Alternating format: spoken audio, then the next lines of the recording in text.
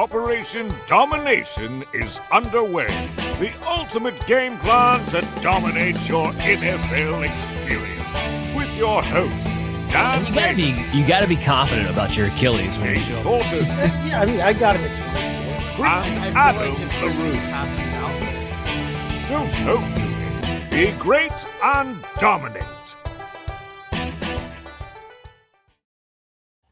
Well, all right. Welcome back into Operation Domination. Don't hope to win. Be great and dominate. As always, I'm your host, Dan Mader, joined here with Adam LaRue and Chase Thornton. Make sure you download Operation Domination on your favorite podcast app and check out our video content when you go to the Fantasy Football Advice Network YouTube channel at FF Advice Net. It is Scouting Combine winners and losers time, fantasy football edition, of course. And while we could sit here literally for 5 hours and talk about the Scouting Combine and the impact that it may or may not have on every single one of these prospects, we do try to keep these shows to an hour. So what we did is each of us, of the hosts, went through the quarterbacks, running backs, wide receiver, and tight end positions and talked about who we had as winners, the biggest winners, and who we had as the biggest losers for different reasons as we progress through this draft process. We've been getting geared up for a while. We spent the entire month of February, with the exception of Super Bowl week, kind of talking about some of these guys. So some of the names are going to sound familiar, but we're all going to talk about some names that we have not on this show to this point. So I'm going to dive right into it because I got a feeling there's a lot that we're going to be going back and forth on. So let's dive into the quarterback winners first. I'm going to start with Adam. When you looked at the quarterback combine, who's the winner to you at that position? Yeah, to me, it's Sawyer Robertson out of Baylor. And the reasoning being is I think he established himself as an alternative option, as a guy who, if you don't like Taylen Green, but you still want to bet on a guy with like the physical skills to be has the traits that you need to be a starter, not necessarily the production or the intangibles quite yet. He's definitely a project there. That goes without saying, but that's what we've been talking about with Taylen Green, right? And the point with Sawyer Robertson is that he put himself in that group to where he can compete as the traitsy quarterback with the class. Where, I mean, for the last couple of weeks, we've just been talking about, you want your traitsy guy, it's Taylen Green.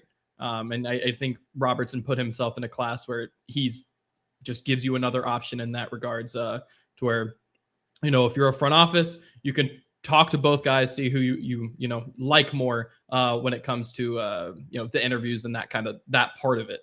And I think with Sawyer Robertson, film wise, I definitely gave him a higher film grade than I did Taylen Green. I think the advanced stats are pretty similar. But I think he's further along in how he's processing information, how he's thinking about where to throw. I just don't think his footwork, his mechanics are developed particularly well.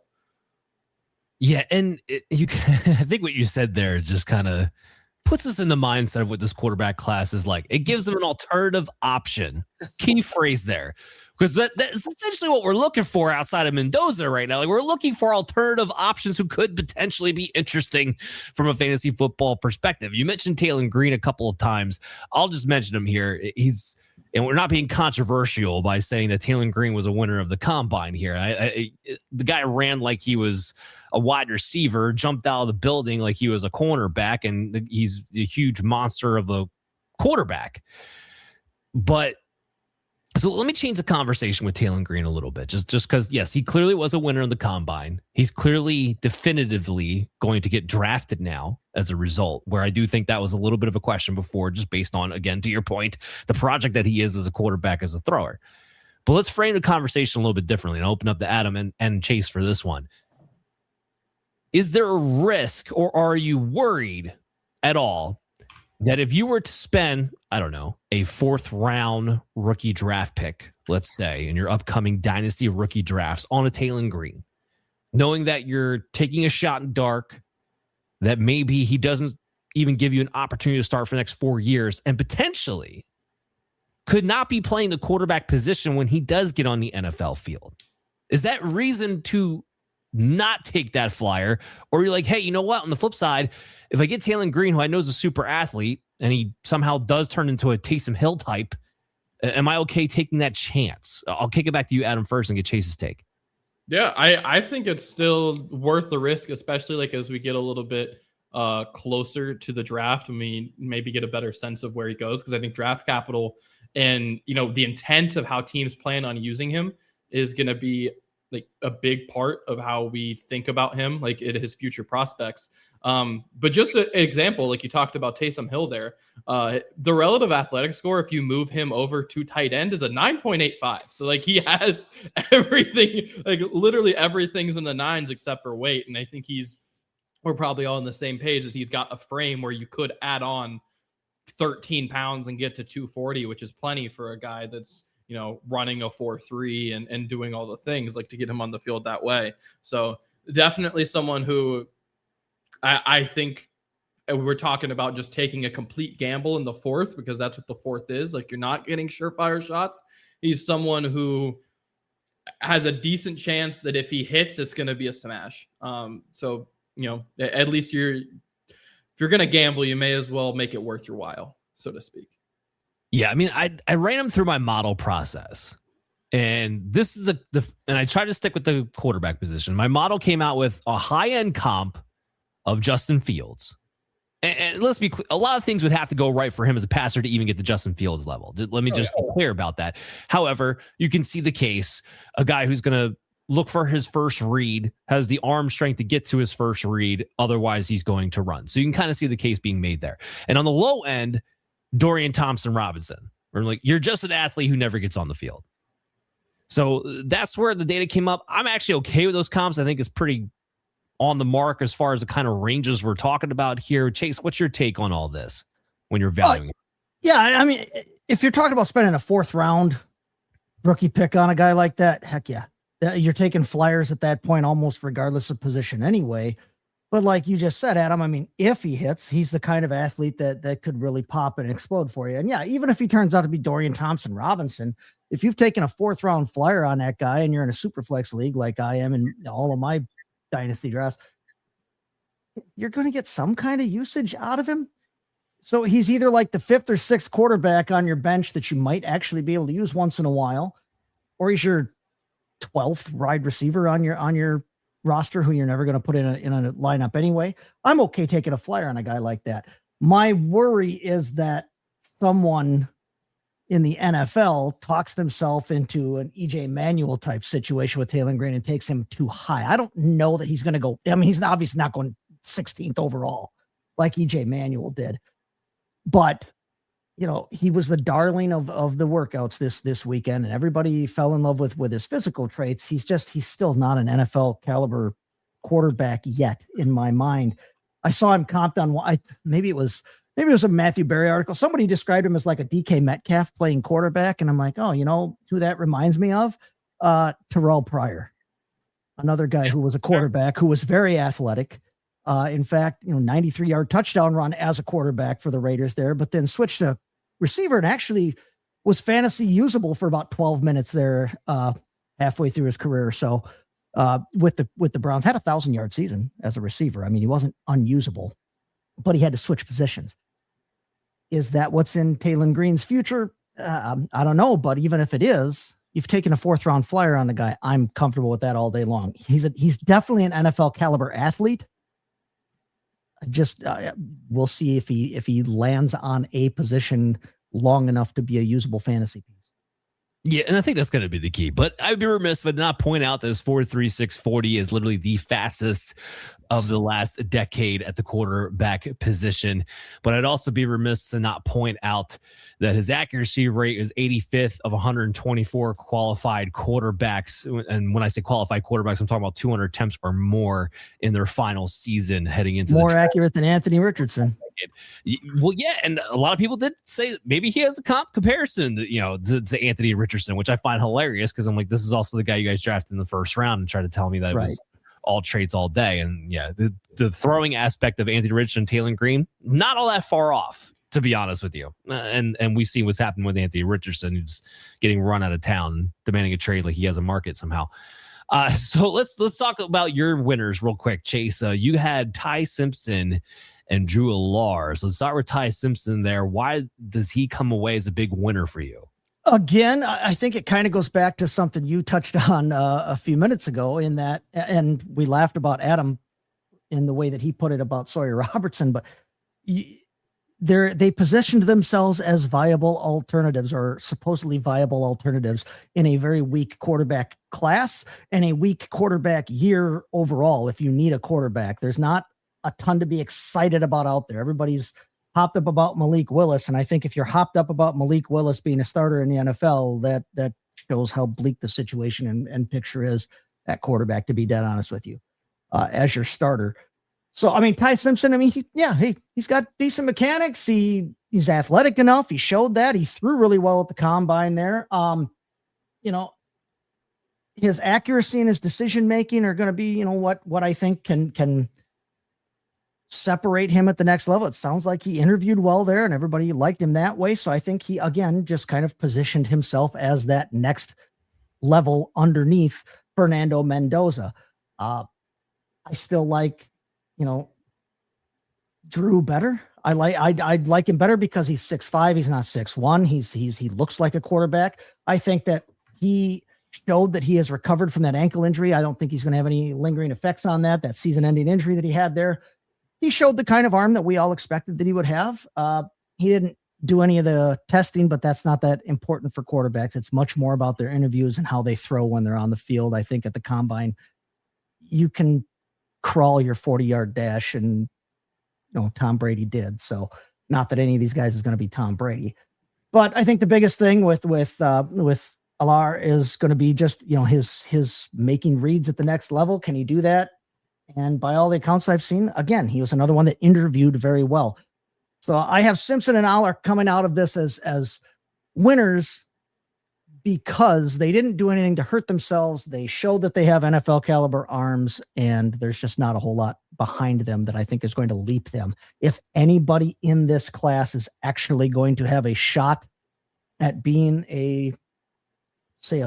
even maybe like a second or third round pick and turn into a Russell Wilson, Dak Prescott type discovery, I think it can be one of these two guys. And I think that they positioned themselves well for the draft. No, I think that's fair. I think that is the take to have on them, is they didn't do anything to hurt themselves and nobody did anything to blow them past into another tier. So I'm kind of with you on that as far as the winners go. Ty Simpson, legit big winner, because now there's people talking about him getting drafted in the back end of the first round. I think some of that changes. The calculus on that changes after the Chiefs traded Trent McDuffie today and wound up getting that 29th pick, because some of that was the idea that maybe the Rams would. The Rams, yep. However, we're still talking about him getting posted up probably further than I certainly have him graded, because I still have him graded as a third round guy along with Drew Allar. Drew, I think, actually will probably go in the third round. Ty Simpson looking more like he might be more of a top end second round pick. So I'm with you kind of on that one. Let's pivot to the losers real quick. Chase, you and I have the same loser. It's Diego Pavia. And typically speaking, at least for me, and you can comment on this, I wouldn't even bother putting a guy like Diego Pavia on my loser list, typically speaking. However, we kind of laid out for the alternative options and everything else. This is somebody who is getting hype going into and coming out of the Senior Bowl. We all knew he was going to be small. And then you got to see exactly how small he is at the combine. The guy's like 5'10", barely. Incredible shrinking quarterback prospect.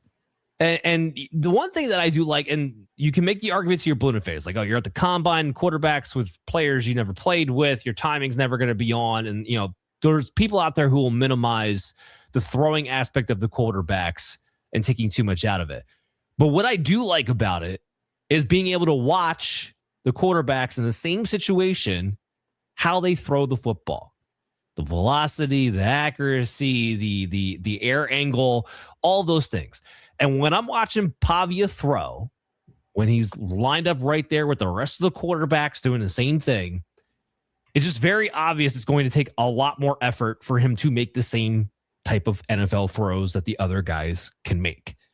We're looking at the deep ball, like in particular, the guy has to put his entire body in a launch pattern in order to get it out there. So in the NFL, how often do you have a clear launch pad that you can step 3 times up into to be able to get the momentum that he clearly needs to get to make these NFL throws? So I think just in comparison to everybody else, that for me is why he wound up a loser. Not so much the small stuff. We already knew he was small.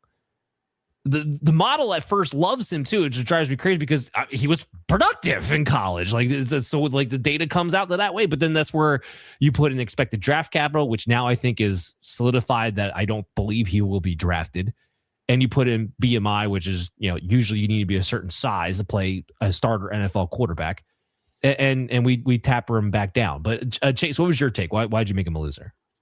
No, I mean, I agree with you. He's definitely not snapping off 30-yard wristers, in the air. I mean, he's got to wind up like a little kid trying to throw it in from the outfield for one. But yeah, like you said, we knew he was small. We knew he was smaller, but he has the kind of production profile in college that could have persuaded somebody to take a chance on him had they seen NFL caliber traits when he was throwing the ball here at the combine and that. But for me, one of the biggest things is, dude, you're already built like an Oompa Loompa.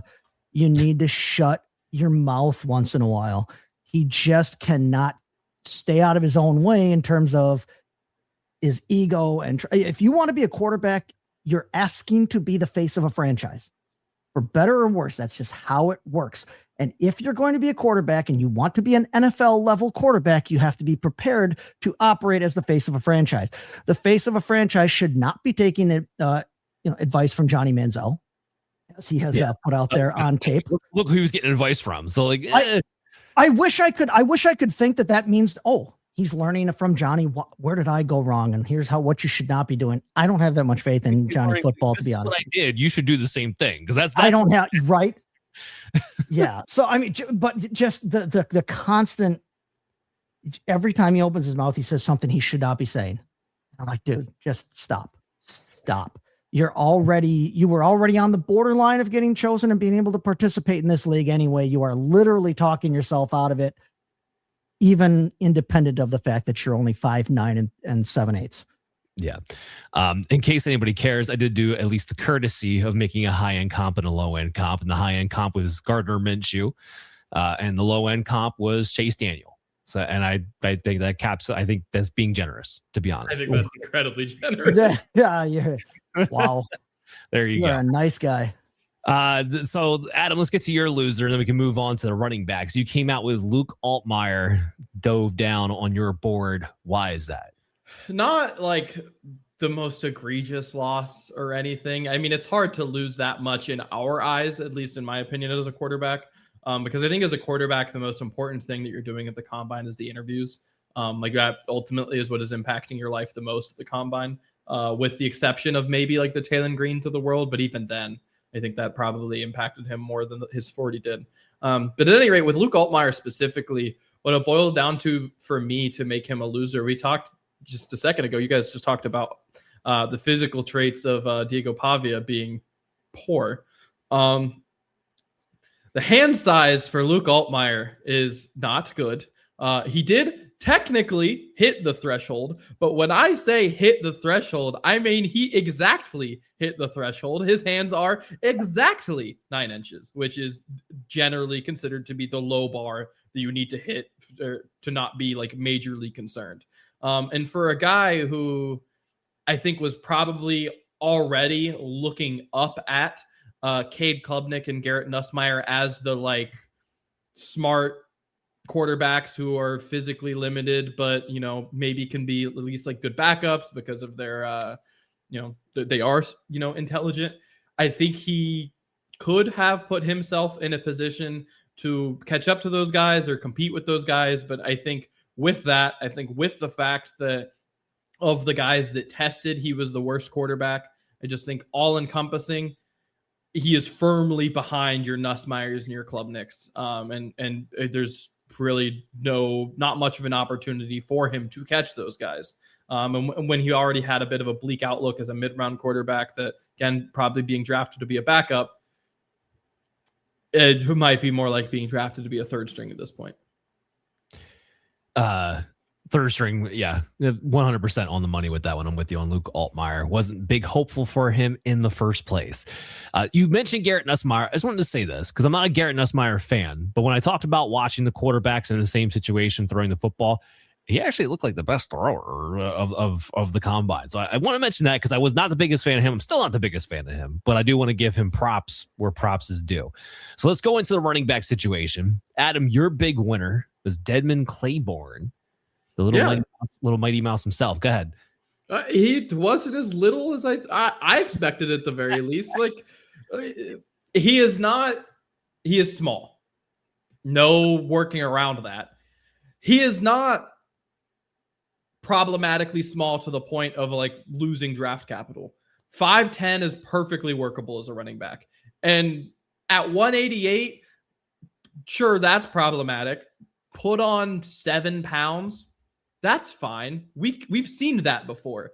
He was someone who I very much so thought was going to be outlier small. Candidly, at Wake Forest, I think he probably played as outlier small, but to get up to about 190 and still run a 4.37, to me, at least gives me a little bit of hope that is a guy that's probably going to be, a mid day 3 pick, that you're at least going to be able to compete for a spot on a roster. And with his athleticism, with kind of what I've seen out of him at the collegiate level, I actually do believe he's someone who can fight for at least special team jobs to get on a roster and then, work his way up a depth chart. I think it at least earned him the chance to, one, not go undrafted, because there's a world where, either A, he's so small that we don't consider him getting drafted, or B, he puts on weight and then he's slow. And then we know for sure that, his body can't handle the extra weight and then he goes undrafted.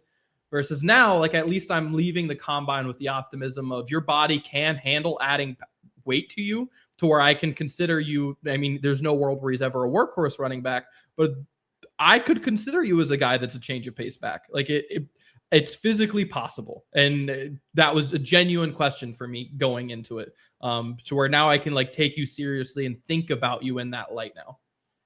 Yeah, I mean, Claiborne was the guy that you were hoping could be a passing down running back. And to your point, that's his production profile and also could potentially have the size to maybe have a legitimate shot at doing that. Chase, you also had Dedmon Claiborne as a winner.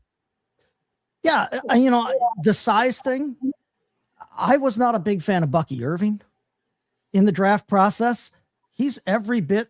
They're built very differently. I do want to point they are built differently, but size profile in terms of weight, in terms of just the physical, and I mean physical, like from a physics that you study in school standpoint, just from a physics standpoint, he still is not a heavy guy, but it's not a deal breaker. His size does not have to be a deal breaker in the next league. I have the same questions I have right now that I had before going into the combine with him, because you can't necessarily adequately test a guy or show your pass blocking ability. And I think pass protection is going to be big for him trying to get on the field at the next level. I think that he can catch the football. I think that NFL teams think he can catch the football. I think that he can run the football. He has he's had a decent profile in terms of his production. And I think that he can produce at the next level if given the opportunity, but he's got to get himself on the field. And if you want to be a change of pace / third down type back, you're going to have to be able to pass block to prove that you're not a liability on the field at that point. If he can answer those kinds of questions, yeah, I in fantasy, I could see myself taking some shots of Dedmon Claiborne, because I think that he profiles as somebody who can produce at the next level. Obviously has to land in the right position, but if he can prove that he can pass block, I think that there's juice there to be had. Well, he's athletic, right? One of being the third highest athletic scored running back of the class in 4.37. So there's going to be a reason to have him on the radar from that. I did see him comped to Jerome Ford, and I'm like, listen, Jerome Ford is not a superstar in any way, shape, or form. But if he has the career that Jerome Ford has had to this point, and is, I think, still going to have somewhere else, probably not Cleveland, but if he can have that kind of a career, he'd be worth anything you want to spend on him in your fantasy draft. That's a sloppy comp, because Jerome Ford was much better between the tackles. You knew he could be a runner on very much so better between the tackles. He's not getting hammered between the tackles like Claiborne does. Claiborne just doesn't have quite the power to run between the tackles that Ford does. Yeah, I tend to agree with that. Okay, so another winner, Chase, that you have is Seth McGowan. And that's somebody people have been talking about. So talk a little bit about Seth McGowan to us. I already love his size. I mean, 6 foot 223. I mean, he's a good size running back, but then the dude comes out and he ran a 4.49 at 223 pounds. That's a nice combination there. The athleticism that he showed there. I mean, his vertical and his broad jump were light years ahead of the competition in terms of how he performed at the running back position. I think he was 3 inches better than second place in the broad jump, and then his vertical jump was like literally the second best they had on record for a halfback or something like that. I mean, he's very athletic and he's explosive and he's got size. I like that kind of profile all day long. And on top of that, teams were reportedly very impressed with his character over the weekend, which is big for Seth McGowan when you consider that this dude had an armed robbery conviction that tanked his career at Oklahoma as a freshman. So the fact that teams felt the need to say coming out of the combine that they were impressed with his character and not just the athletic and physical profile, I think was big for him. I think it helped position him to get a much better, to have a much higher draft slot than he would have had otherwise. And again, location, just like in real estate, but I will be very interested to see where he goes because I love that size and athleticism profile if he can keep his head on straight. Yeah, and I think a couple people will. I mean, just again, you talked about this 40 time. His vertical jump was 42.5. The broad jump was 10 foot 11 inches. His 10-yard split's not terrible at 1.6. Like to see that a little bit quicker, especially for a bigger back, because that's usually where he's going to live. But not bad for a guy of his size. I'm with you. I think this solidified that he's going to wind up being a day 3 pick, that we're going to have to pay attention where he winds up locating himself at to see if he's going to actually get legitimate opportunity or not.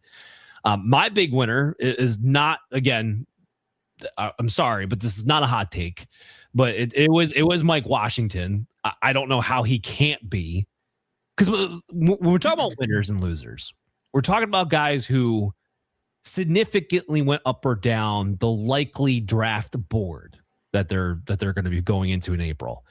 And Mike Washington is somebody that was teetering day 3 type pick because there are concerns about him, right? We don't like the fact that he does not finish tackles well, or doesn't finish through tackles, even though he's 223 pounds and he's a bigger dude. And yet he doesn't really run like he's a bigger dude. And that he is over 6 feet and doesn't seem to show that power, doesn't seem to break those tackles in that capacity. But what he proved is to some degree what we already knew. Like, we knew he was going to be an athlete. We knew he was going to test well. I don't think anybody knew he was going to test 4.33 well. Yes. I think everybody that was shocked by that. In fact, the 4th fastest time in the last 10 years at the combine. Like, that's how well Mike Washington came out and showed that he was this tremendous, explosive athlete. Like I said, I still got the questions of him pass protecting. I still have the questions, okay, why at that size and that speed, why don't you break more tackles? Why don't you run more physically? It's all there. And I also have the questions of receiving production, of which he did not have much of in college, because now you're talking about a guy like, okay, if I'm not going to give you a bell cow role because you don't miss forced tackles very well, then I'm going to need you at least be contributing in the passing game as part of a committee. And we don't know for sure that he can do that or not. Not saying he definitely can't, wasn't asked to do it a lot in Arkansas, but especially didn't portray that in Arkansas. But after Jeremiah Love, it's kind of similar to the quarterback position. It's wide open as far as who the number 2 can be. And I'm not saying he's going to be the number 2 running back taken off the board. In fact, I don't think he will be, but I think this does put him in the top 4 that's taken off the board. I think we are talking about a guy who's probably going to go day 2, maybe even force his way into the 2nd round. And so he'd be an early day 2 pick. I think there's a chance that someone falls in love with his profile in a year in which they need running backs. But I think day 2 is somewhere he's definitely going to go now. So he went from day 3 to day 2 in my mind after this combine. My comps for him, data-wise, came out to be Kenneth Walker, which I see a ton of. Kenneth Walker was a higher level prospect, definitely showed better forced missed tackles, definitely trusted that he was going to be a guy who's going to get on the field right away in the NFL. I don't know if we can say the same thing about Mike Washington, but again, this is his high-end comp. His low-end comp is Raheem Mostert. I think it's a pretty good range. Raheem Mostert, I think he's closer to Raheem Mostert, but even Raheem Mostert, when he got his opportunity, you saw what he could do in that situation where I don't need you to get all the opportunities in the world. I just need you to be you. I need you to be efficient. And when the lane opens up, I need you to hit it and hit a home run. And I think that's kind of what Mike Washington is. So even the data kind of agrees with what I'm seeing here. I don't know. What's your guys' take, Adam? Yeah, no, I think Mike Washington is someone who the data for is really interesting, and definitely putting up that kind of combine performance, I think helped a heck of a lot as someone to take seriously as a running back. Funnily enough, of course, the last two running backs we talked about shared a team in 2024. Yep. And that kind of being like, from a dominator perspective, at the very least, is like the breakout year, quote unquote, for both of them. So yeah, interesting to see. I think he definitely solidified himself as a prospect that we have to talk about for the rest of the time.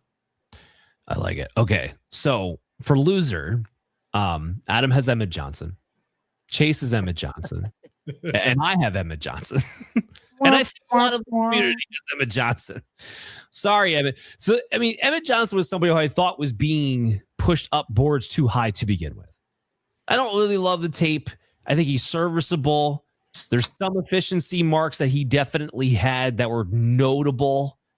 But what was also notable is that it was very clear he was not a breakaway guy. In fact, his breakaway rate was 180th of 228 qualified running backs that I've had in my data over the past decade that went into the draft. Not very good. 25.6% breakaway rate. His yards per carry, cool, 5.74, but we know in college that can get kind of trumped up a little bit, so you have to kind of ignore that to some degree.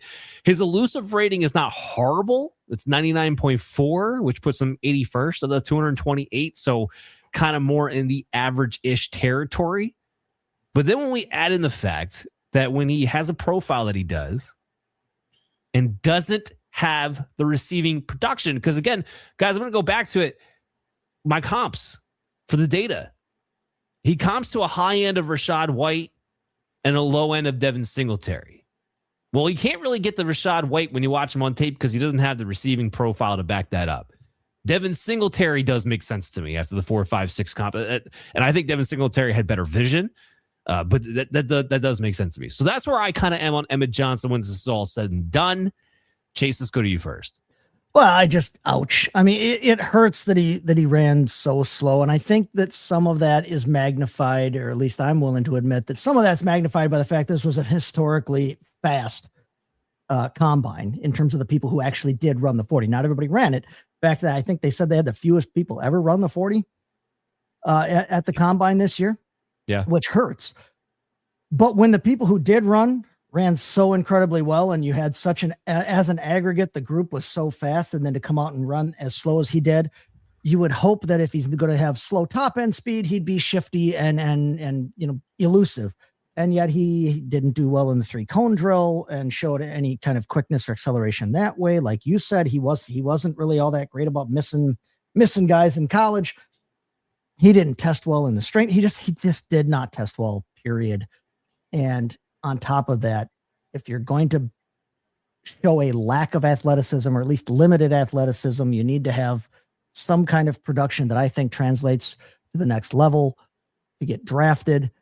He's going to get drafted, but in terms of translating to fantasy relevancy, yeah, I don't see anything here to be excited about. Like, he's slow, not explosive, not exciting, and he's probably not going somewhere where they want him to be the number one guy. So what do I want to look at that on draft day for?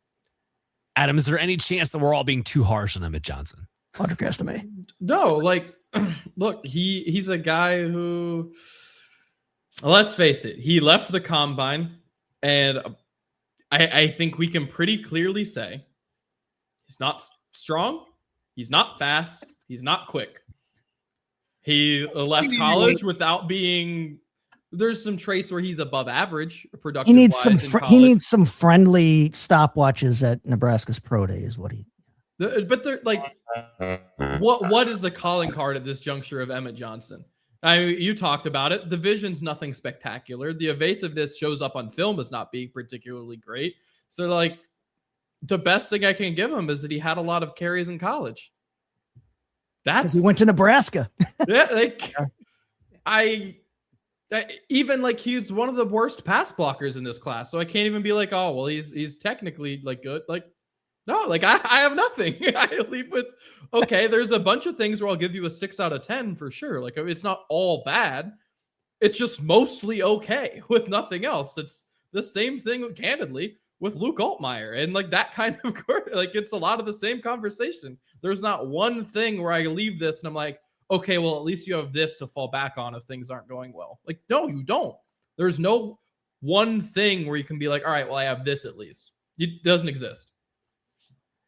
Yeah, and unfortunately, guys like that typically do not translate well into the NFL. All right, so let's move on to wide receivers.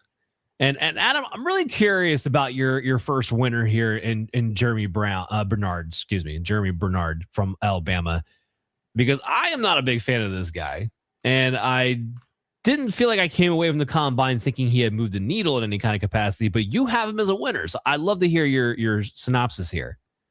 Yeah, I just look, he tested pretty well. It wasn't like anything spectacular, but he has like a 9.04 RAS. He had a pretty high percentile as far as the 40 goes.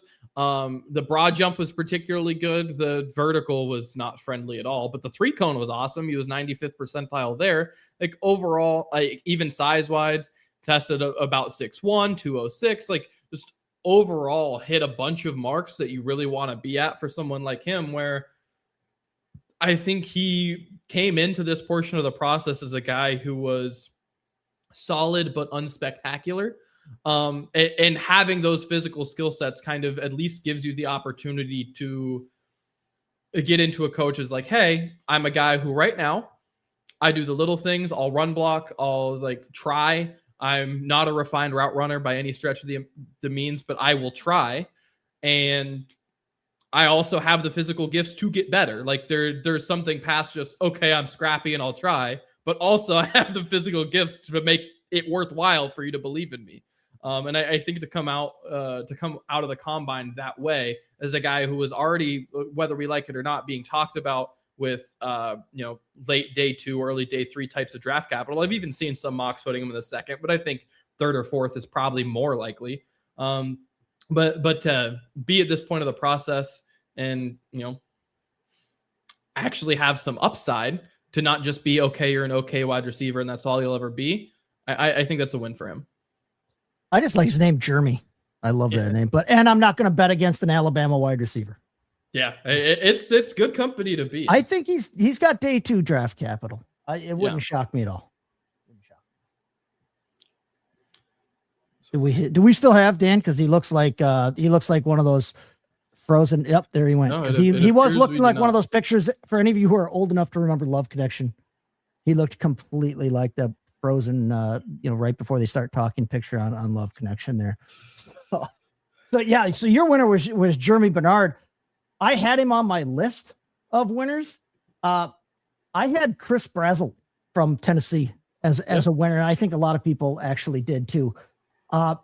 Listen, we've talked about it on this show, and I'm going to take this opportunity to kind of, be a Packer guy here, but we've talked about that Packer wide receiver room before. And every time we bring up that Packer wide receiver room, what do we say about the guys who are in it? Of the guys in that Packer wide receiver room, which is supposed to be very talented and deep, the only one who is special, who has what it takes to be special, is Christian Watson. Because you can't teach his height, you can't teach his speed, you can't teach the things he can do on a football field. Christian Watson, hey, I see that kind of a build and a profile all day long with Chris Brazzell here. You can't teach 6'4", a tall 6'4", by the way, closer to 6'5", a tall 6'4". You can't teach that 4.37 that he put up in the 40. I think he really helped himself by running that sub 4.40 at the combine this past weekend. He tracks the ball well. He wins in contested catches there, even though he's not overly physical, and he's got a lot of room to put weight on that frame, on that 6'4", 6'5" frame there. I just think that he could look real nice as an X somewhere. I think he came out of this weekend smelling like a rose, and that 40 time, again, kind of like how I harped on the idea that, if you ran a slow 40 at this combine, it hurt. But if you put up one of the top times at this 40 in comparison to everybody else that's there, that is the kind of thing that I think can stand out too. So, I mean, he was already a top 12-ish type receiver. I think that he really helped himself when he put a 3 in front of that in that 40 time there. So Chris Brezel, one of my winners for sure. Dan, welcome back. You don't look quite so frozen. Yeah, I am back. I appreciate that. Chris Brezel. So I love him. I love Chris Brezel, and I'm always tantalized by size and speed, as I think most people are, especially in the fantasy football industry. I have been burned so many times on Tennessee wide receivers now, and that's like the one. And like I kind of like Jalen Highland. I did. Cedric Tillman's like the only one that you can even make an argument that semi has panned out in any kind of capacity, and he was hurt by where he went unfortunately, he ended up in the banks of the Cuyahoga. Yeah, sure. And so and Chris Brezel, he's in a situation where he might get drafted higher than any of those guys, so that does a little feather in his cap. Just so worried because it has not translated well out of Tennessee. But I think so. We had Dante Thornton last year, right? Same situation. Oh, yep. He's definitely more nuanced as a wide receiver than Dante Thornton is. So he's not just 9 routes. Yes. Yeah, exactly. My hope is that if he gets the opportunity that Dante Thornton got, he would actually do something with it. So he's going to be kind of on my board that way. But agreed, no matter how you break it down, he definitely helped himself out. Okay, so I'll talk about one of my winners heading into this, and it is Zachariah Branch. Now, again, this might not have been shocking as far as we knew he was fast, right? And he just confirmed that he was fast. But when you're talking about a guy like Zachariah Branch, who has a very specific way in which he's going to have to win, the fact that we got confirmation that you're not just fast, but you're elite fast because you ran a 4.35, not to mention everything else about his agility drills were off the charts. And he looked very, very smooth during the gauntlet as well.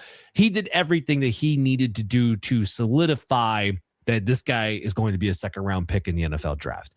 That's where I think he's going to go. Do I have questions about a guy with his type of profile who depended so much on screens and passes behind the line of scrimmage in order to produce? Yes, 100%. But I don't think it's a knock necessarily just because of route running. I think that's kind of the offensive system Georgia was running, and that's the type of player that he was. They designed those types of touches just to get him the ball and let him go to work. So I don't totally knock him on it. He is going to probably have a little bit of a learning curve when it comes to route running because he is going to predominantly be a slot type wide receiver. My hope for him would be this. He could turn into a faster version of Zay Flowers. That would be my hope for Zachariah Branch when I watch the film. On the data side, on my model side, his high-end comp actually wound up being Jalen Waddle. Now, he's not big enough to truly be a Jalen Waddle, but we're going back to Jalen Waddle in college of prospecting and drafted by the Dolphins, where he was a slot receiver and a big explosive guy. And then his low-end comp is Darnell Mooney. Does he want to just be a guy who's fast, hit or miss, not as great? I think that's definitely a possibility too. But I think Zachariah Branch did everything he needed to do to get himself in that second round solidified. If he can get Zay Flowers type usage at the next level, oh, hell yeah. Yeah, sign me up for that. That'd be awesome. What I think he did to actually help himself a little bit in that regards, I don't think it's the most impactful thing in the world, but to have not only done the bench press, but have actually done it really freaking well, at least gives you a little bit of like confidence. Like the upper body's also strong. Like I can hand fight corners at the NFL level. The kid obviously works to work on, but like, hey, like I'm not weak because of my size. Like I'll try to push off a dude.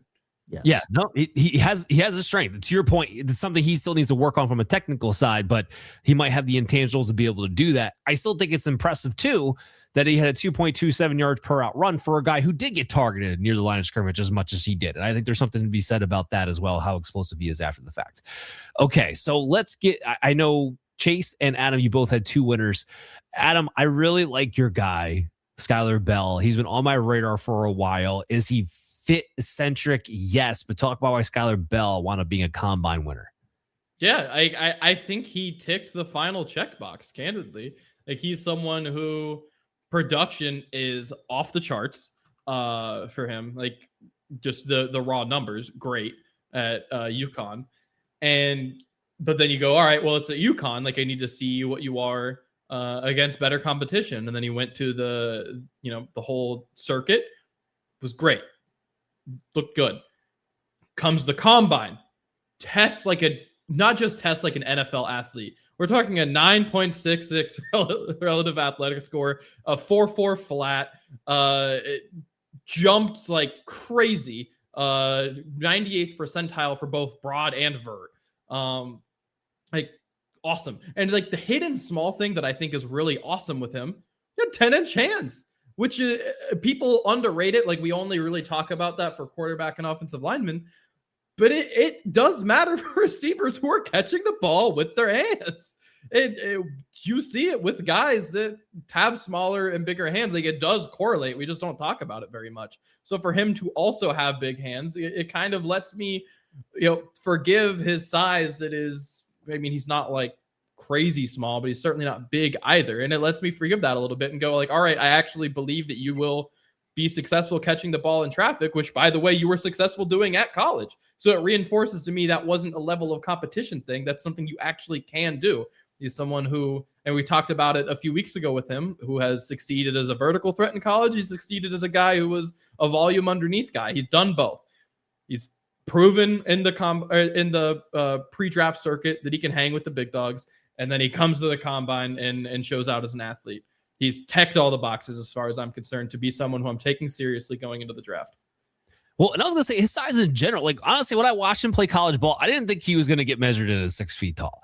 So the fact that he came in at 6 feet, 192, no, it's not the biggest in the world, but it's big enough. Fine. We've seen, plenty of perimeter wide receivers. So if you're not going to be stuck in the slot pigeonhole and be somebody who can actually be put outside, and to your point, doesn't drop the ball, in large part due to the big hands, and you have an athlete skill set, I mean, this is somebody we're talking about that right now, draft capital wise, probably going to go late day 2. I tend to think it would be late day 2 and not early day 3, but it's somewhere in that territory. And for fantasy football wise, when your rookie drafts come up, this is somebody you're going to be able to draft not in your first round of rookie drafts and have a real chance to hit in a big way. He profiles as that type of player. I'm with you on this. I love Skyler Bell.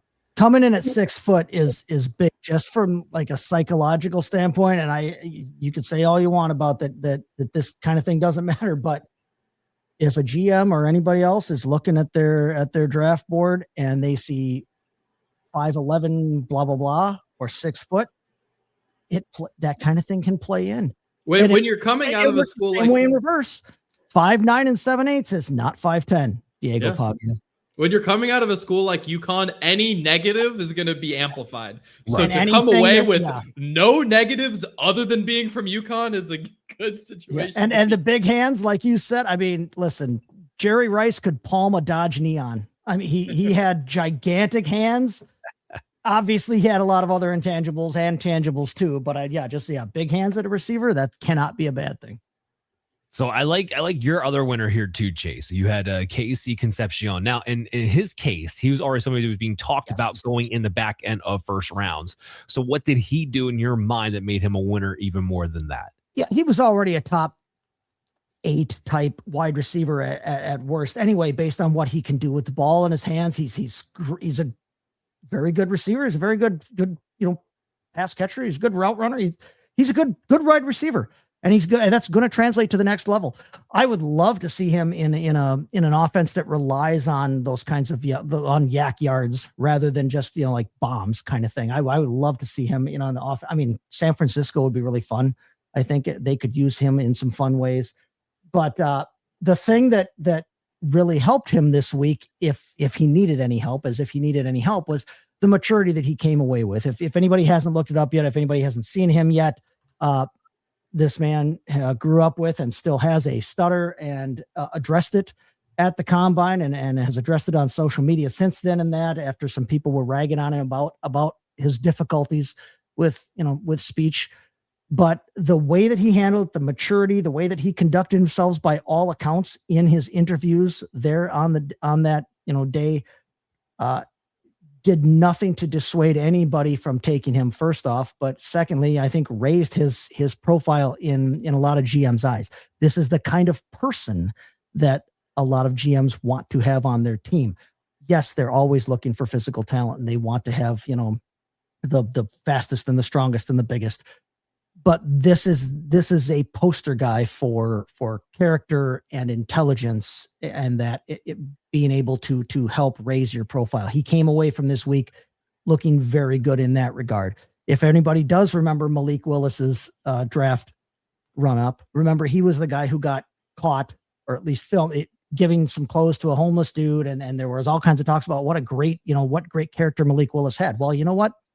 Yeah, he did. And he has some physical abilities. And once he got with the right coach, he was able to unlock them and show that he actually is an NFL caliber athlete. Casey Concepcion didn't have any of those questions to start off with. He's going to be a top level wide receiver draft pick.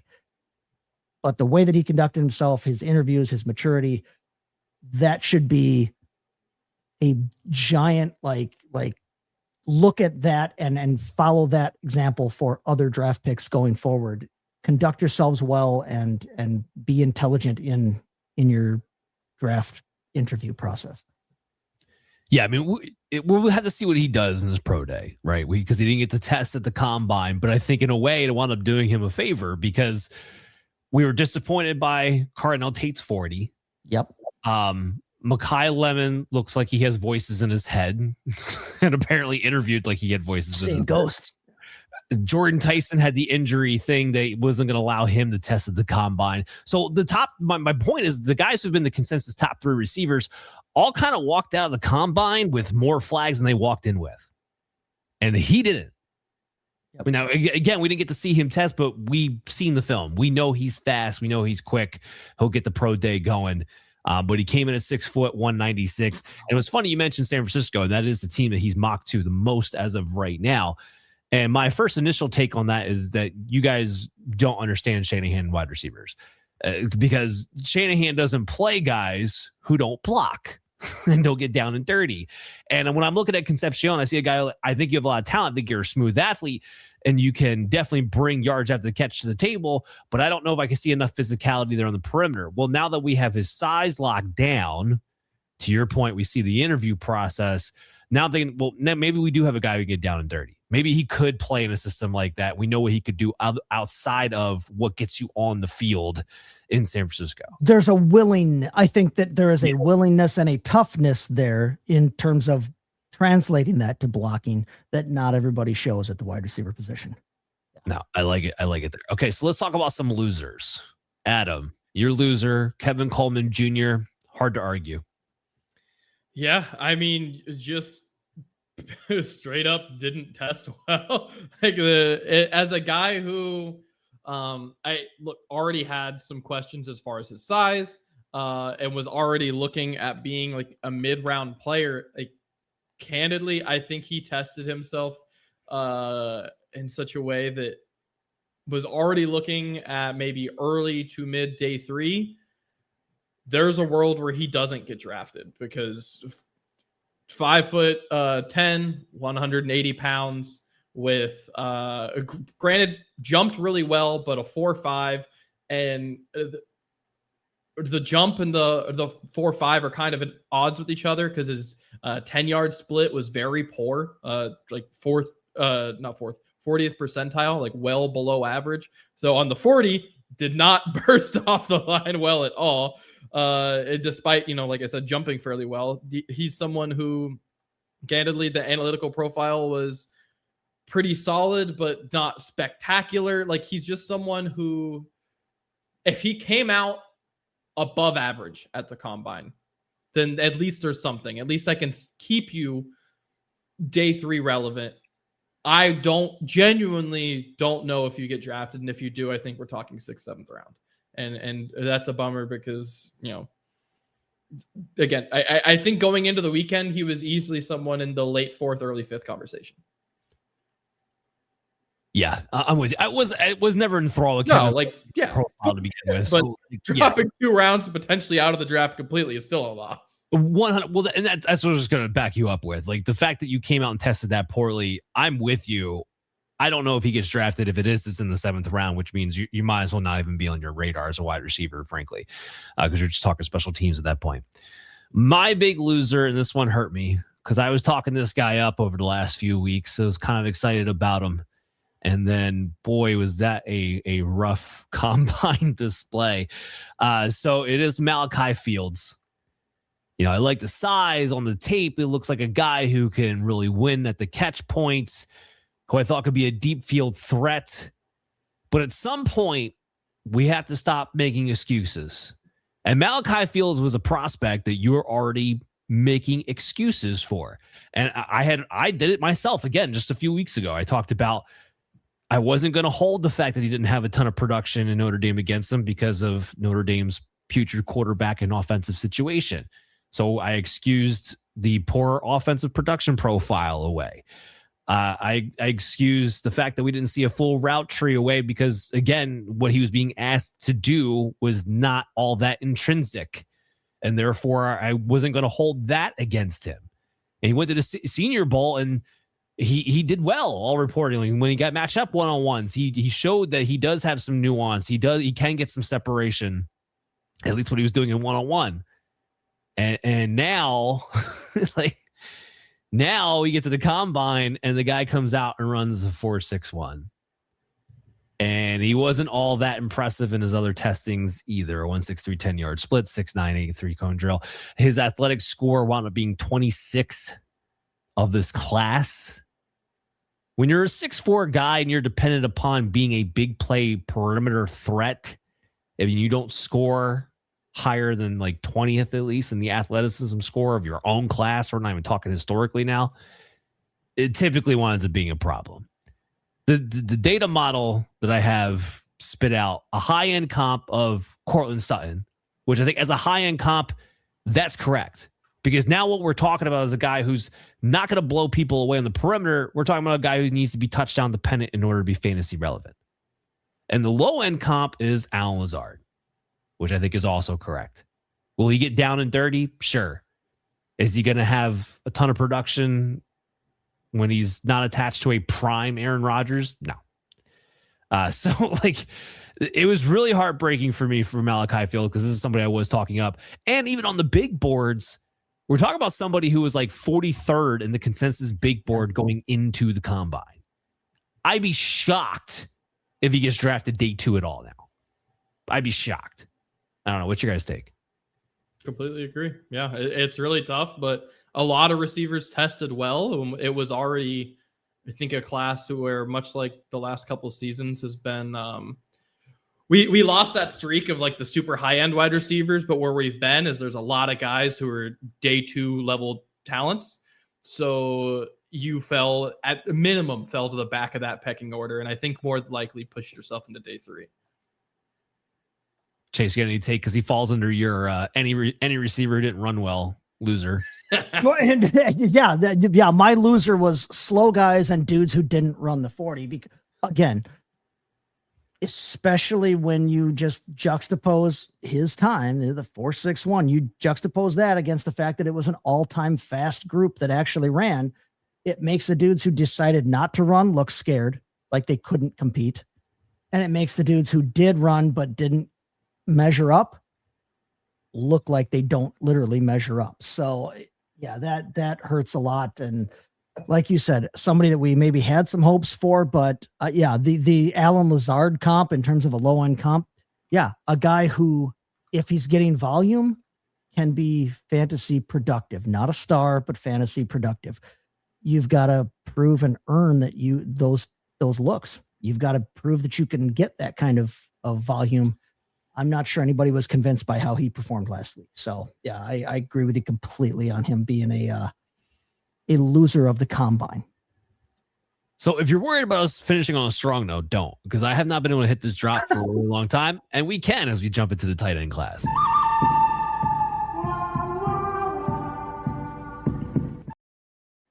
We have a showdown, ladies and gentlemen, because Adam has Tanner Koziel as his winner, and I have him as my loser. Chase is going to judge this one. Adam, I'll let you have the floor first. Yeah, look, I admittedly, we talked about this beforehand. I think we can kind of see each other's perspectives to a degree, but he's someone that for me, the things that I look at him and I'm immediately like, I want to ask you to do these things. I think he tested well to do those things. So let me be clear. He's someone who at the combine was a little like 6'6.5" functionally, and a little under 250. So the size is certainly there. Combine or the 40 was a 4.7, which always sounds horrible on paper, but at the tight end position, the range is a little weird, and that's above average. Kind of however you split it, it's above average. It's not great. It's not like something crazy, but it's not horrible. Yeah, it's not. I wouldn't really classify it as a negative or a positive, and at least that's how I look at it. The jumps are awesome, especially at his size. 92nd and 91st percentile, respectively, for the vertical and the broad jump. And so as a guy who I'm largely, at least immediately, looking at to be someone who is a big slot, is someone who is attacking the seam, and primarily, more than anything else, a red zone guy, that I know you are getting off the line of scrimmage fast, that I know you're getting off the line of scrimmage with power, that I know that you are both tall and can go up and get a ball 10 feet in the air. I feel like I've checked those boxes. And like that's where I'm immediately asking you to do. So if you're looking for someone who's like going to potentially be this all-encompassing tight end, like with the 40 and not doing the agility drills, like I can see how those things would be a negative, because maybe being an every down tight end who's used for all of these receiving things is a little bit more questionable. But for the things that I already knew you can do, like I'm coming away and thinking, oh, you're going to be a fantastic red zone threat. And I think that there are going to be certain coaches who are salivating over using you as a red zone threat. I mean, think about what the Rams were doing last season with some of their tight ends who were just getting a touchdown every week on 3 targets. Like some of their 37 tight ends. Yeah, exactly. I could see him being someone that gets 3 targets a week and ends the season with 7 touchdowns. Like that's totally something Koziel could do. And I think his athletic profile suggests that's, well within the range for him. So I just came away thinking that he amplified his strengths. Maybe he didn't cover up his weaknesses, but his strengths are really freaking strong. Yeah, look, I don't disagree with what you're saying there. Like he obviously showed in the explosiveness and in the physicalness that he has the prototypical, maybe even better so, for a tight end, especially a tight end's day and age, because now all of a sudden the average prototype tight end is like 6'4", if that, because of being getting smaller and smaller and smaller. So he's like a throwback, prototype tight end size, and then with an excellent explosion rate. I don't dispute that at all. And the 4.7, like you said, it's not a make or break. He's literally average in the last decade as far as tight ends who ran the combine at 4.7. There's a couple things that happen here is why he's a loser. He was being talked about as a bona fide second round early, or at least day 2 pick, because he came out and did mediocre in the speed and didn't really compensate that for things that we didn't already know about him, which we already knew he was big. We already knew he could jump. He's somebody that now is being talked about as falling into day 3. And if he's going to fall into day 3 without an elite all-around athletic profile, now we're becoming super location dependent. So that's kind of the issue that we run into. And even with my data comps, my high-end comp for him wound up being Mike Gesicki, and my low-end comp for him wound up being Adam Troutman. 2 guys who are big, 2 guys who had athletic highlights in their profile, but we're not elite all the way around when it comes to separation, when it came to overall speed. And we kind of watched what happened. Like Mike Gesicki, we knew he was an athlete, but didn't wind up in a situation where he ever got to be consistently productive. And a lot of that was because Mike Gesicki, in his case, I just didn't think he was a great football player. Adam Troutman, I liked Adam Troutman coming out of college. What happened to him?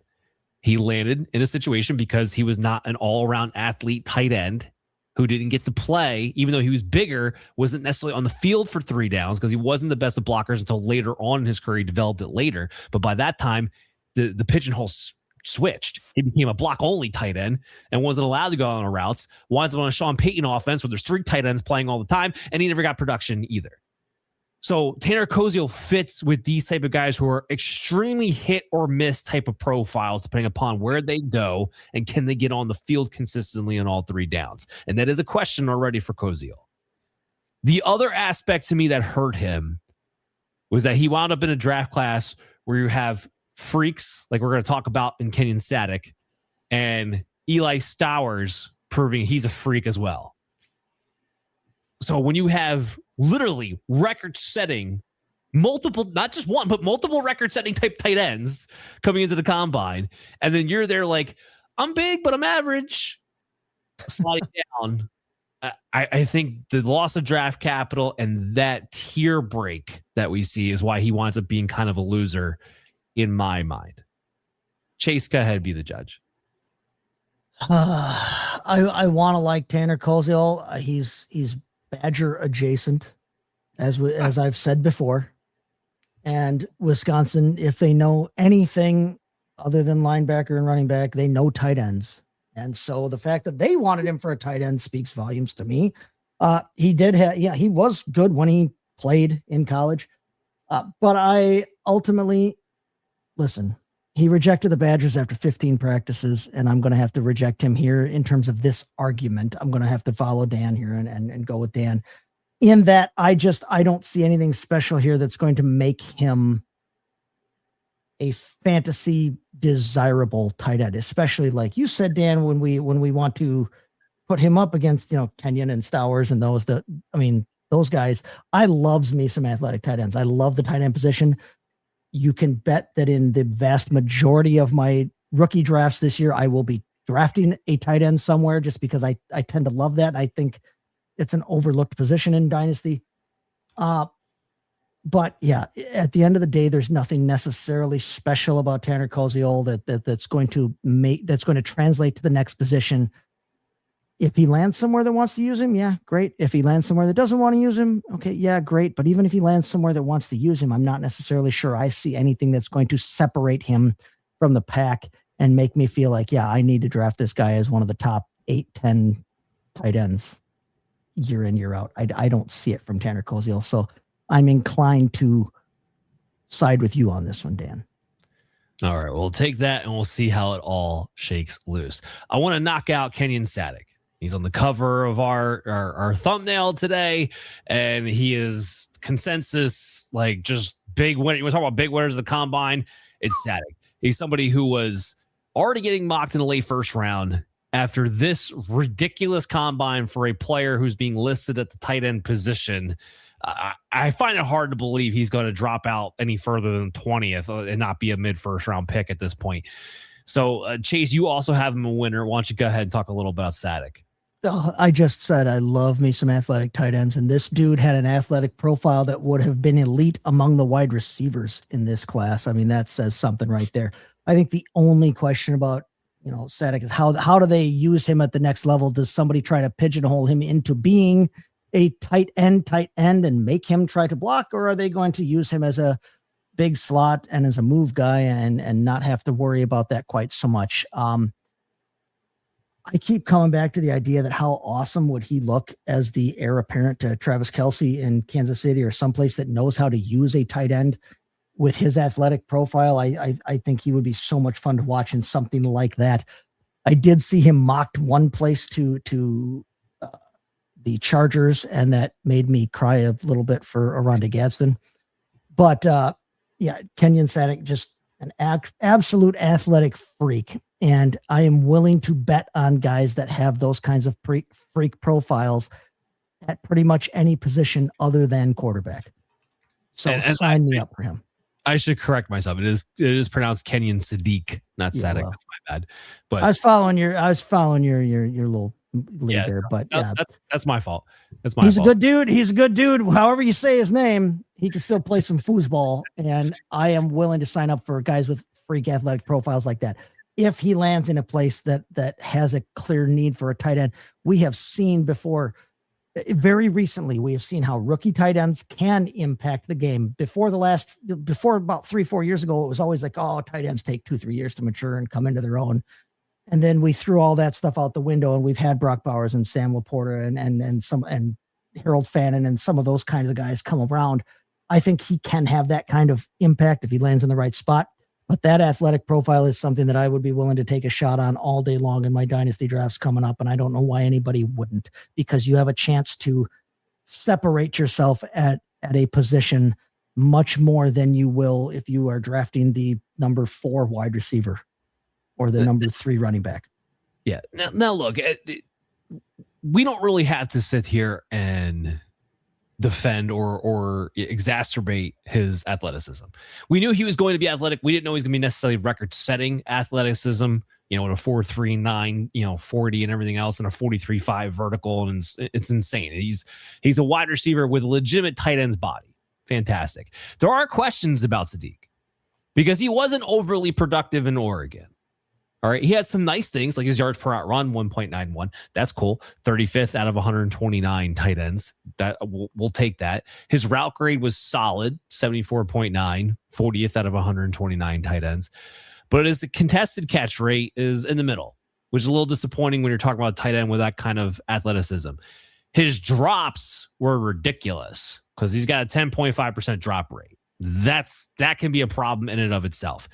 And then you have the whole, okay, well, this is not a guy who lined up in line. Not a guy you're probably going to want to have line up in line. So are we just talking about another Kyle Pitts version? Which Kyle Pitts, we know, can be very, very good, but you have to use him in a very particular way. And what happened when Arthur Smith wanted to try to pigeonhole Kyle Pitts into a traditional tight end role? Well, he disappeared from the face of the planet.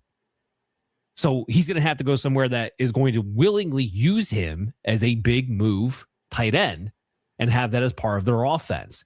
So for a guy who, like I said, I'd be shocked if he didn't go in the mid-first round, is a little bit location dependent because it's going to need the scheme and the right coaching staff to use him a certain way. Otherwise, he may not be productive. He may have a low floor.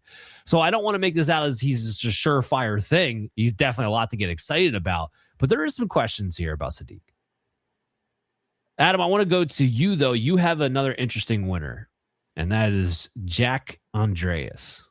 Yeah, I think Jack Andreas had a great combine, and look, a lot of the tight ends did. I mean, I have 9 tight ends that put up a 9 or better relative athletic score. Andreas, of course, being one of them. And I think he's one of the guys who actually, he's definitely more of a receiving tight end. Let's be very, very clear about that. But I mean, he's been relatively productive, especially at Cal, not necessarily as much as Texas, but he's still pretty young. And just having the combine that he did, I think definitely puts him, look, the Stowers and Sadiq tier is going to stay the Stowers and Sadiq tier. And really it's Sadiq and then Stowers and then everyone else. Like those two in their own tiers, and then we talk about everyone else. And candidly, to me, it was already that going into the combine. And I don't think anything has changed all that much.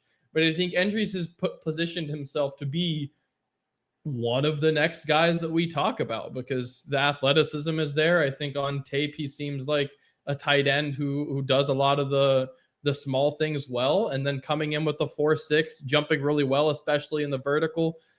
Being someone who could use some refinement as a blocker. I don't think that I'd primarily want you in line, but I don't think you're incapable of doing it. Like, I think you can play that way, especially in today's NFL, where 1, there's a lot of 12s. So you're going to get help from other tight ends in the field. And 2, where there are a lot of 6'4", 245 tight ends roaming around. Like, I think that he's certainly someone who come the 3rd round is in the conversation. He's a guy who doesn't have a lot of glaring weaknesses, and coming into the combine, it's like, all right, can you come away from the combine with clear strengths? And I think he did that because I know it doesn't feel that way after talking about Sadiq and his 4.39, but 4.6 is something to hang your hat on at the tight end position historically. Yeah. No, I'm with you on that. And this is going to be, I think, an interesting, sneaky little tight end class when we get into these later rounds. And you're going to find some value here in your later round rookie picks. And hopefully you have a taxi squad because it still might take a couple of years just given that position. But this is a sneaky little tight end class for me in this draft. Eli Stowers, we mentioned him. He's definitely a winner. I don't think I have to go into it. I just want to say it's ridiculous that a guy who had a 45.5-foot vertical with his broad jump and his 4.5 140 is insane. And he's somebody who did the opposite of Tanner Koziol, in my opinion. He went from a guy who was talking about, are you going to be day 3, early day 3, late day 2, to like, no, you're solidified second round. That you're getting drafted in the second round. And I think that's the big jump there. So he'll be. Can we just talk about Eli Stowers? I think the best thing that has happened to him in his life is losing a quarterback competition to Diego Pavia. Quite literally, like the highlight of his life is that happening, because now he will go far ahead of Diego Pavia in the draft, just because it forced him to switch positions and he became way, way better at tight end. Yeah, one of those funny stories that you don't always get to get into. I'm glad you brought that up. Okay, so let's talk about losers. Chase, you got Oscar Delp as a loser. Yeah, and that's not really even his fault, unfortunately. If for those who aren't familiar, Oscar Delp, tight end there from Georgia, he ended up showing up with a hairline fracture in his foot in X-rays that was not previously known, an injury that was not previously known. In fact, apparently he played with it for a good portion of this previous season here. But when those kinds of things show up at the end, it raises questions among teams in terms of your draft profile, especially when anything to do with your feet is going to be a problem, an issue for a professional athlete. But the biggest thing is that the NFL said that, well, because they discovered that, they weren't going to allow him to test it all this combine. So he wasn't able to come out and kind of prove himself. And we talked about Sadiq. We talked about Stowers. There is room behind those two guys, though, for someone to step up, for a multitude of people to actually step up and improve themselves in this draft process. Oscar Delp wasn't able to do that because of that thing. So unfortunately, he comes out kind of as a loser of this. But again, through no fault of his own. It's unfortunate that he wasn't able to come out and try to show that he has what it takes to improve on what right now is borderline draft stock. No, I hear you on that. It's unfortunate. It's unfortunate when any player picks up or is found with an injury that you didn't know about, because it's just horrible timing. I mean, not fantasy related, but Caleb Downs is going through that right now. I mean, they're down a torn meniscus, and they're like, could be a degenerative ACL. A guy who we thought for sure was going to be the top 10. We'll see how that affects him. It could be terrible timing. He might not go in the top 10 now, especially since he was a safety to begin with. So yeah, anytime you get an injury and you find out about it at the combine, let Dr. Brian Scott tell you, not really a great sign for their draft capital. Adam, I couldn't be more with you on your loser, Max Clare. He was already one of the most overrated tight end prospects in my book coming into this thing. So what did he do to be a loser in your book? Yeah, it's all he did was the receiving drills, which is great. He looks fine doing it. But like, I think he's the great give and take with Jack Endries, who I just brought up. Like, when I compared the two, if you would have asked me in December, for example, I would have without hesitation told you Max Clare was the better tight end. I think I'm coming away with on my board, I'm taking Endries in a very comparable tight end, like from a production standpoint, for one. Guys who have been to multiple schools or transfers going into their last season. Both, like I said, height and size, like generally the same.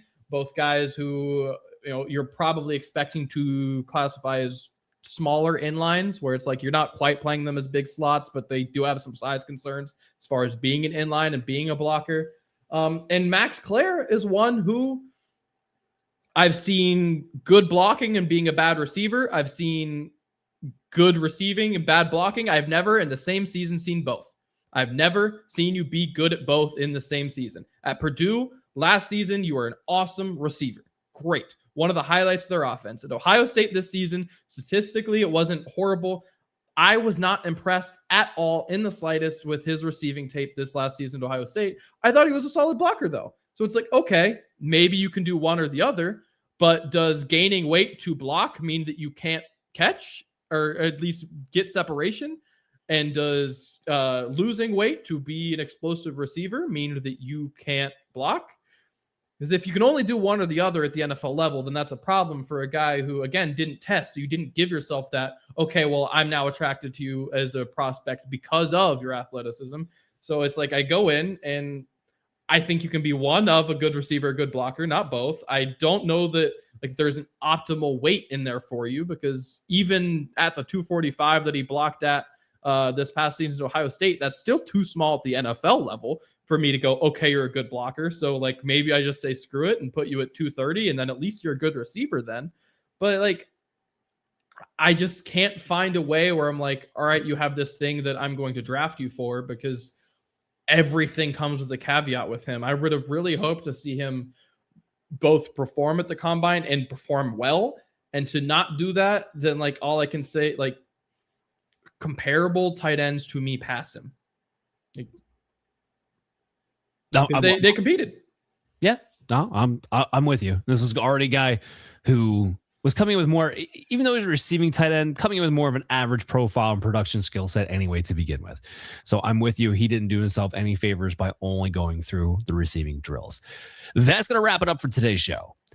We're going to come back next week. And we're coming back at the perfect timing, because we're coming back and we're going to be recording the night of the official free agency, which means tampering period have already happened. So we're going to have a number of moves. So we'll be able to capture all of that free agency wise heading in for fantasy football implications next week. So make sure you download Operation Domination on your favorite podcast app, and make sure you're following our video content on the Fantasy Football Advice Network YouTube channel at FF Advice Net. Everyone, take care until then.